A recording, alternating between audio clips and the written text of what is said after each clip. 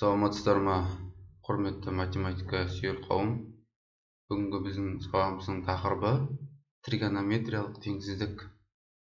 Яғни соның ішінде косинустар туралы айтатын боламыз. Өйткені алдыңғы сабағымызда біз синустар туралы айтқан болатынбыз. Косинусқа мысалға сол тағы да бірлік шеңберде түсіндіруге тырысайық. Синустағыдай алдында біз синустың ойысын мысалы мына ось деп түсіндік қой, дұрыс қой. Синустың ойысы мынау деп айтылды. Яғни y ойысын синус деп алдық алдыңғы сабағымызда. Енді косинустың ойысы ретінде мына x ойысын алады екенбіз. Мына x ойысын аламыз. Осы x ойысында мына қайталап айтамын, бірлік шеңбер болғасын радиусы 1-ге тең. Сондықтан мына жерден бастап мына жерге шейін радиус 1 болғандықтан мына жер 1 деп айтамыз. Дәл ортасын 0 деп аламыз. Және мына жер бізде -1. Түсінікті ғой? Мына ойыстың бойында, тек қана осы ойысты елестетіңіздер, әзірше шеңбер ештеңе мән бермейміз. Осы ойыстың бойында 1-ді, 0-ді, -1-ді көз алдымызға елестетіп тұр ғой. Енді не істейміз? Соны жазып қойдым, косинустың ойысы.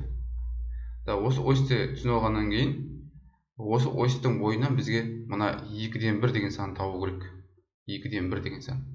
Байқау түсірмеу. Теңсіздік берілген бізде косинус x артық 2-ден 1-ден дейді. Сол 2-ден 1 мына ойыстың бойында қай жерде орналасады?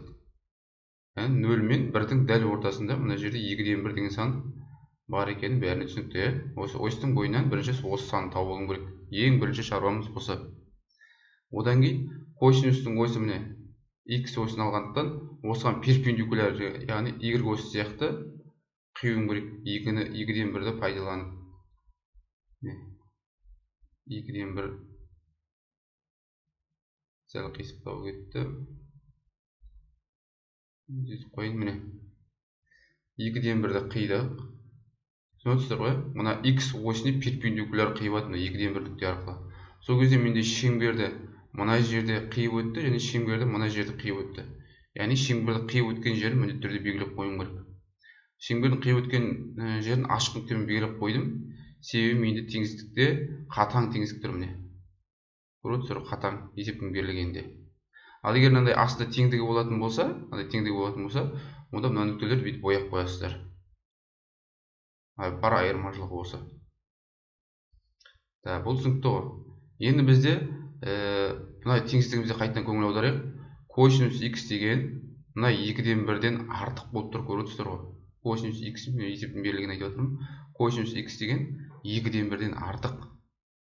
Енді қайтадан осыға келейік, шеңберге келейік. 2-ден 1 таптық біз. 2-ден 1-ден артық сандар, яғни 2-ден 1-ден үлкен сандардың қаяқта? Яғни мына жағы, дұрыс па? Міне, мына жағы. 2-ден 1-ден артық. Енді 1-ге дейін ғой, ары қарай уже мәні жоқ қой. Енді осы жерде не істейміз? Мына штрихталған жердің барлығын, жаңағы 2-ден 1-де перпендикуляр қидым ғой. Дәл сол сияқты перпендикуляр қиып шығуым керек қой, міне былай. Әрбір штрих арқылы ойлай беріңіздер. Әрбір штрих арқылы осылай перпендикуляр қия беретін болсам, шеңбердің менде көресіздер ғой, бір жақ тұсы боялды. Енді осы боялған жағын мен оқуым керек жауап ретінде. Ал біз жауап қалай оқылады деп айта қалдым да, жауап әр уақытта былай оқылады. Сағат тіліне қарсы. Енді мына жерде старт финиш деген болады. Мына екі нүктенің біреуінен бастап оқу керек болады. Егер сіздер мына жоғары нүктеден бастап оқып қоятын болсаңыздар, мына нүктеден сағат тіліне қарсы жүргесін бұлай жүру керек болады маған, бұлай келесі нүктеге шейін мынаған деп оқимын мысалға. Ол кезде ол мен көріп жүрген жолымды қараңыз, боялмаған жағын оқып қойдым. Көресіздер. Ал сонда дұрыс оқуым үшін мен төменгі нүктеден бастап оқуым керек. Төменгі нүктеден бастап, міне былай деп келесі нүктеге шейін деп айтамын. Бұл жерде біз боялған бөлігін оқығандай боламыз. Жақсы. Онда енді мына төменгі нүктенің аты қалай болады, жоғары нүктенің аты қалай болады? Мына жоғары нүктеден бастайық. Мысалға 2-ден 1 болған кезде есімізге түсірейік кестені. Косинустардың кестесіне кіресіздер. Косинустың кестесі 0 градуста, 30 градус, 60 градуста мәнде жазылған ғой. Сол косинус қандай градуста немесе қандай радианда 2-ден 1 деп айтылған? 60 градуста ғой, яғни пи бөлінген 3-те. Сол пи бөлінген 3 деген нүкте екен мынау. Мына жер пи бөлінген 3 аты. Мынау пи бөлінген 3 болды. Енді қараңыздар, мына теңсіздіктің жауабын жазамыз ғой. Сол кезде ең назар аударатын нәрсе, мысалы кез келген тригонометриялық теңсіздік, басқа да теңсіздіктер болса, кішкентай саннан бастап үлкен санға шейін жазамыз ғой. Мысалы жауабы -4-тен 20-ға шейін деген сияқты міне. Яғни бірінші жазатын санымыз кішкентай, ең соңғы аяқтайтын санымыз үлкен болу керек қой. Түсінесіздер ғой? Олай болатын болса міне бізде 0 градус деген мына жер емес пе, басқа солай. Мысалы 0 градус деген мына жер міне. Содан 0 градуста жазып қоямын. Бұлай біз міне пи бөлінген 3, яғни 60 градус жүрдік. Дәл сондай, бірақ міне 0 градустан кейін қарай жүрсе міне. Мен бірлік шеңберді айналу жөнінде, әрбір ширекте қадам жасағанда қандай градус болатын туралы мен видео айтылған болатын, бір видео сабағым бар. Сол видеоға өтіп қарауларыңызға болады. Төбедегі ссылкаға қарап отырып. Сонымен қайтып келейік. Міне 0 градуста міне былай қаншалықты міне қанша жол жүрдім, міне 60 градус жол жүрдім ба, 0 градустан кейін қарай дәл сондай 60 градус төмен қарай жол жүріп тұрмын. Яғни мынау минус пи бөлінген 3 болады. Түсініп тұрып қой. Яғни жауабын жазған кезде қалай болады? Минус пи бөлінген 3-тен плюс пи бөлінген 3-ке шейін. Жауабы негізі осы міне. Бірақ мынау бірлік шеңберді сансыз рет оңға солға айналай беруге бола бергендіктен, мен тек бір ғана кругтағы, яғни осы түрдегі жауабын оқып тұрмын. Осын дәл осылай тағы 360 градусқа айналсаңыздар, дәл осы картинка келеді ғой, бірақ уже градустер басқаша болады. Яғни жауапқа 2pn қосу арқылы бүткіл жауапты оқығандай боламын. Яғни 2p қосу арқылы. 2p-де сіздер қосуыңыз да мүмкін, алуыңыз да мүмкін. n деген сонда өзіңіз қоятын реттік нөмір ғой. 0 қойсаңыздар осы картинкаға келеді, n-нің орнына 1 қойсаңыздар келесі кругқа барасыз, немесе n-нің орнына -2 қойсаңыздар артқа қарай 2 круг шыққандағы жауап бәрі шығып отырады міне. Сонымен минус пи бөлінген 3-тен плюс пи бөлінген 3-ке шейін деп айттық жауабына. И бұл жерде периоды 2pn қосамыз екеуіне де. Сосын бізде міне есептің берілгенде міне үлкен немесе тең, немесе нүктелерге де көңіл аударуға, нүктелер бізде боялғандықтан екеуіне де тік жақша қоямыз. Тік жақша қоямыз. Сыртына n тиісті z-ке дейміз. Сосын мына алдына бүйтіп жазып отырған жақсы. Мысалы косинустың мына жерде косинустың астында мына аргумент x болып тұр ма? Мына жерге x тиісті деп бастап қоясыздар. Яғни кейде мына жерде 5x деп тұрады, 2x деп тұрады. 2x деп тұрса, мында 2x тиісті деп жазасыздар мына жерге. Мысалы мына жерде 2x тиісті деп тұрса, косинус 2x деп тұрса, мына жерге сіздер 2x тиісті деп түсіресіздер да. И бізге x тауып керек қой. Бәрін не істейміз? 2-ге бөліп жібереміз. Неге 2-ге бөлемін? Өйткені мына x пен 2 мына жерде арасы көбейтіліп тұр. 2 кетіп қалу үшін 2-ге бөлмеймін ба? 2 мен 2 қысқарады. x қалады ол кезде. Яғни мына жауаптардың ішінде барлық жауаптарды 2-ге бөліп шықты деген сөз. Пи бөлінген 6 плюс мына 2pn-ді 2-ге бөлсек, 2 мен 2 қысқарып pn қалады. Пи бөлінген 3 яғни 60 градус, соны 2-ге бөлсек 30 градус қалады. Түсінесіздер ғой. Пи бөлінген 6 плюс pn деген сияқты міне. n тиісті z-ге.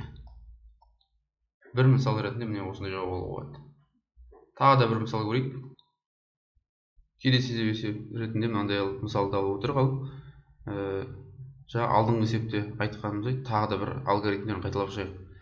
Сонымен бізде косинустың оси ретінде мына x осыны алдық, мына бізде косинустың оси дедік. Мына ең бірінші шаруаны істеп едік. Мына осының бойында сандарды белгілеп алдық қой. 0, мына жер 1, мына жер -1 деген сияқты бәрін көрсетіп қойдық. Осы осының бойынан бірінші не істейтін едік? Мына -2/3 бөлінген 2 деген сан тауып алатын едік. Мына жерде енді -2/3 бөлінген 2 дегенді есептесеңіздер болады, жуықтап. Яғни мәнін жауабы 0,8 ба сондай. Яғни -1-ге жақынырақ екенін көреміз міне. Егер есептесеңіздер 0,8 бір жобасы, 0,9-ға да жақын может. Осы жерде міне бізде -2/3 бөлінген 2 деген санымыз осы маңайда тұр міне. Жуықтаған. Қатты дәлдік керегі жоқ бізге. Одан кейін не істейміз? Бағанағыдай перпендикуляр кесетін едік осы нүкте арқылы. Міне. Перпендикуляр кестік. Сонда шеңберді мына тұста қиды және шеңберді мына тұста қиды. Нүктесін ашық қыламын, қатаң теңсіздік болғасын. Әрі қарай. Енді келесі шаруамыз не істейтін едік? бізде үлкен деп тұр, артық деп тұр, есептің берілгеніне қараңыздар. Косинус 3х минус түбір асты 3 бөлінген 2-ден артық болып тұр. Енді минус түбір асты 3 бөлінген 2 санды ұстап алдым, міне мына жерде тұр. Осыдан артық сандардың барлығы, яғни осыдан үлкен сандардың барлығы осы оң жағында, міне былай қарай кетеді. Міне байқап отырсыздар. Былай қарай кетеді, міне 1-ге шейін. Сосын не істеп едік, мына осы штрихталған жердің барлығын дәл осылай перпендикуляр кесіп шығып едік қой. Міне осылай перпендикуляр кесу керек, міне перпендикуляр кесе береміз. Сонда шеңбердің боялған тұсы қай жақ екен? Соған көңіл аудару. Яғни мына жерде кішкентай ашық жер қалып қойды, міне. Ашық жерін қызылмен көрсетіп қойын. Мына жақ боялмаған тұс, міне. Міне боялмаған тұс. Мына ақ линия болып тұрғандардың барлығы боялған деп түсінеміз, иә? Жақсы. Енді істейміз. Бұл жерде түбір асты 3 минус түбір асты 3 бөлінген. Жалпы тек қана түбір асты 3 бөлінген 2-ні көз алдыңызға елестетіңіздер. Мысалы, косинустардың кестесінен косинустың қандай градусында түбір асты 3 бөлінген 2 шығатын еді? 30 градусында, иә? Ол 30 градус деген ол мына маңайларда, міне. Яғни 30 градусты пи бөлінген 6 деп жазып қойын, міне, пи бөлінген 6. Мен нүктем негізі мына жақта көріп отырсыздар ғой, мына жақта нүктем. Мен тек кестені есіме түсіріп, пи бөлінген 6-та түбір асты 3 бөлінген 2 екенін есіме түсіп тұр. Бірақ минус түбір асты 3 бөлінген 2 қай жағдайда екенін мысалға білмеймін. Немесе білетіндеріңіз болса бірден жазуға да болады мына жер. Мәнін. Мысалы мен енді 90 градусқа шейін жаттадым деген, мысалға мен пи бөлінген 6 жазып қойдым. Енді осы пи бөлінген 6-тан мына нүктеге қалай барамын? Айтқанымдай, жаңа алдыңғы сабақта бұл видео, яғни перлік шеңберде қалай айналғанда, қай жерде қандай градус көрсететіні туралы видео айтылған болатын. Соны тағы да есімізге түсіре қоямыз. Мына жер пи бөлінген 6 болатын болса, мысалы мына жерде қанша градус жүрді? Мына жақта 180 градустан сонша градус қайтты ғой, міне. Мына екі аралық бірдей. Немесе осылай шатысатын болсаңыздар осылай да айтуға болады. Пиден пи бөлінген 6-ны алсақ, не пи ғой, артқа қарай 30 градус қайтып тұрмын, яғни пи бөлінген 6 градус қайтып тұрмын. Яғни бұл жерде 5 пи бөлінген 6 болады. Сосын пиге 30 градусты қосып тұрмын, мына нүктеге бару үшін. Пи 180 градусқа 30 градус қосам сонда мына жерге. Яғни пиге пи бөлінген 6 қоссам, мына жер 7 пи бөлінген 6 болады. Дұрыс қой? Жақсы. Мына екеуінің атын сонымен біліп алдым. Енді бағана айттық қой, старт финиш деп айттық. Қай нүктеден бастап оқимын? Қай нүктеден бастап оқимын? Сол керек маған. Егер үстіңгі нүктеден бастап оқысам, сағат тілінің қарсы болған кезде міне, мына жақ боялған жағымен жүріп қоямын да, міне ағамен. Ал маған ол жағы керек емес. Маған үлкен оң жағын оқуым керек. Тағы да сол астынан бастап оқимын. Мынадан бастап, олай шеңберді айналып, мына 5 пи бөлінген 6-мен тоқтауым керек қой. Енді мен оқайын деп отқан нүктемізді көңіл аударыңыздаршы. 7 пи бөлінген 6-тан бастайын деп тұрмын да, айналып 5 пи бөлінген 6-ға барайын деп тұрмын. Мен ең бірінші оқитын нүктем үлкен болып тұр, аяқтайтын нүктем керісінше кіші болып тұр одан.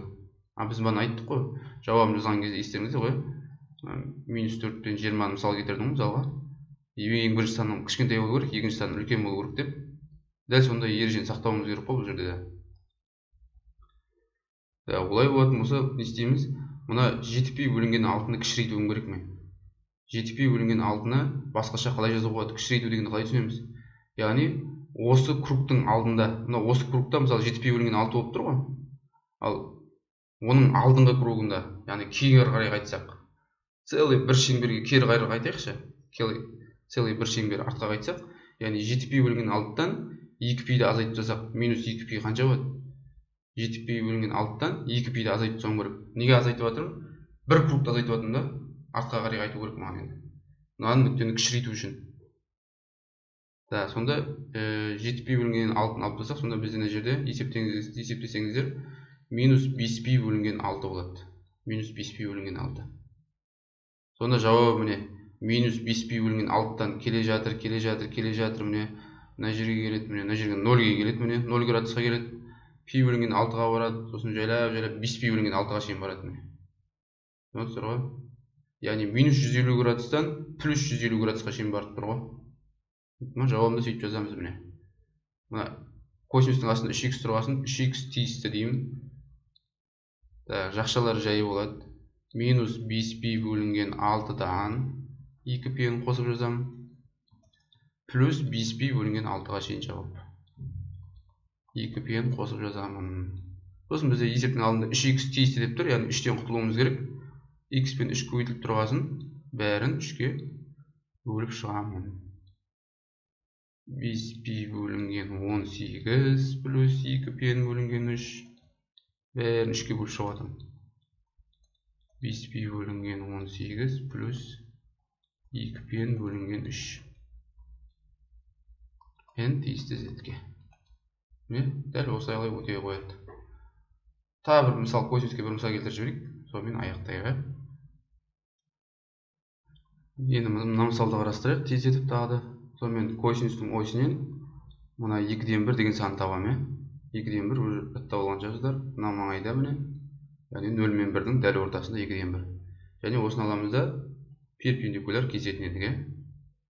Перпендикуляр кескен кезде шеңбердің мына тұсы қиылды және мына тұсы қиылды. Осы бізде енді мынадағыдай үлкен емес, енді кіші деп тұр. Косинусым мына 2-ден 1-ден кіші. Осылай теңсіздікті дұрыстап оқып алыңыздар. Косинусым мен 2-ден 1-ден кіші болып тұр. 2-ден 1 ең үлкен болып тұр ғой сонда. Ал 2-ден 1-ден кіші сандардың барлығы қай жағында? Ол мына сол жағында. Осылай минус 1-ге шейін штрихтап шығамыз. Сосын ойлаңыздар, енді осы штрихталғанның бәрінің перпендикуляр кесіп шығады еді ме? Бағанадан бері осылай істеп жатыр ғой. Олай қатты әдемілікте керек жоқ. Шеңбердің мына тұсы боялатынын көңіл аударсаңыздар болды. Осы жаққа дейін боялады. Енді осы боялған жақты мен жауап ретінде оқуым керек. Оқу сағат тіліне қарсы деп айтылды. Мынандай оқимыз дедік. Егер мен астынан бастап оқып қойсам, астыңғы нүктеден бастап оқысам, мына келесі нүктеге барам дегенше, яғни боялмаған жақпен жүріп қоямын. Сондықтан біздерден бұл жағдайда стартымыз мына үстіңгі нүкте екен. Үстіңгі нүктеден бастап, міне шеңбер сағат тіліне қарсы жүріп, келесі нүктемен тоқтаймын міне. Нүкте ғой. Олай болатын болса, мынаның аты керек енді ма? Мына нүктенің аты қалай болады? Косинустың кестесіне кіреміз. 2-ден 1 қандай градуста немесе қандай радианда 2-ден 1? Пи бөлінген 3-те, яғни 60 градуста. Содан тағы да міне шеңберді жақсы айналуымыз керек деп жүрміз. Түсінесіздер ғой? Ол үшін мен бұл туралы арнайлы бір видео түсірген болатын, соны қарап шықсаңыздар да болады. Тағы да ссылкасын көрсетіп қойын. Сонымен мынау пи бөлінген 3 болса, былай жүріп қоятын, мына жерге келіп тоқтадым.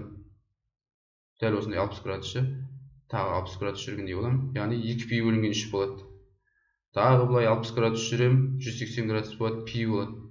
Тағы 60 градус жүрем, мына жер бізде 4 пи бөлінген 3 болады. Тағы 60 градус жүрем, сонда мына жерге келем міне.